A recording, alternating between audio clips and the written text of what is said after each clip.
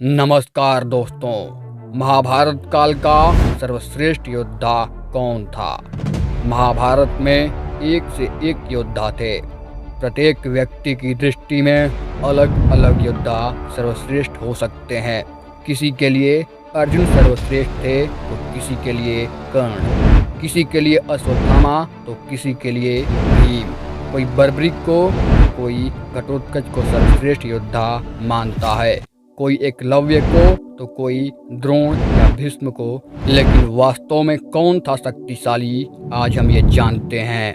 दरअसल कर्ण ही एक ऐसे सर्वश्रेष्ठ योद्धा थे जिन्होंने विपरीत परिस्थिति के बावजूद खुद को एक श्रेष्ठ योद्धा के रूप में स्थापित किया था। आइए जानते हैं कर्ण के बारे में वे तथ्य जिनके कारण उन्हें महान योद्धा माना जाता है।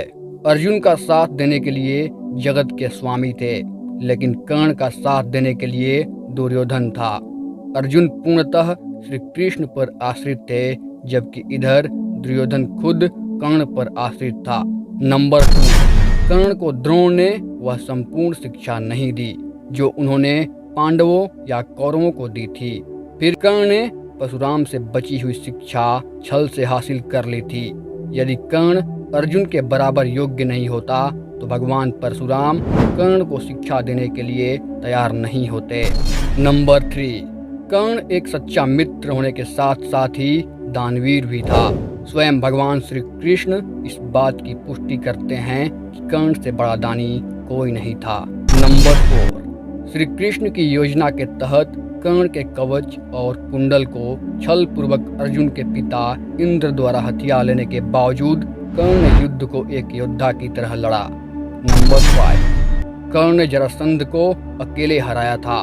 वही भीम ने श्री कृष्ण की मदद से जरासंध को छल के द्वारा मारा था। नंबर 6, कर्ण के पास भगवान परशुराम द्वारा दिया गया शिव का विजय धनुष था। यह धनुष जिस भी योद्धा के हाथ में होता था उस योद्धा के चारों तरफ एक ऐसा अभेद घेरा बनता था जिसे भगवान शिव का पाशुपतास्त्र भी भेद नहीं सकता था। कर्ण को महाभारत में तब तक नहीं मारा जा सकता था जब तक कि उसके हाथ में वह धनुष था।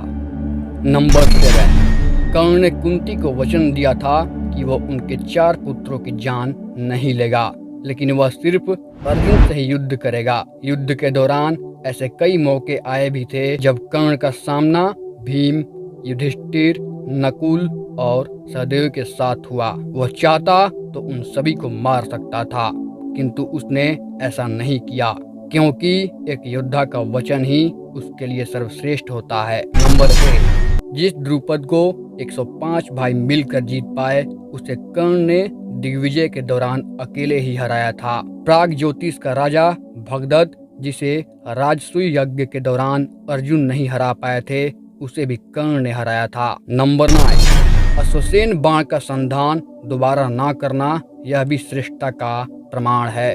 अश्वसेन एक नाग था जो कर्ण के धनुष पर चढ़ गया था और उसने कहा था कि तुम मेरा संधान करो तो मैं वहां पहुंचकर अर्जुन को डसकर अपना बदला पूरा करूंगा, क्योंकि अर्जुन के खांडव वनदाह के समय मेरी माता को मारा था। लेकिन कर्ण ने अश्वसेन को इनकार कर दिया था।